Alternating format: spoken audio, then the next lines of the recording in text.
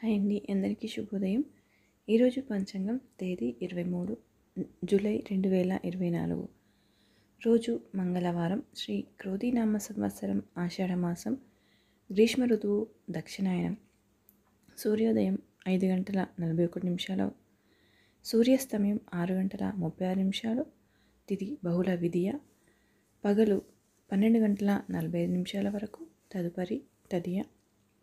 నక్షత్రం ధనిష్ట. రాత్రి 11 గంటల 50 నిమిషాల వరకు, తదుపరి శతభిషం. యోగం ఆయుష్మాన్. సాయంత్రం 6 గంటల 29 నిమిషాల వరకు, తదుపరి సౌభాగ్యం. కరణం గరజి. పగలు మధ్యాహ్నం 12 గంటల 40 నిమిషాల వరకు, తదుపరి భద్ర.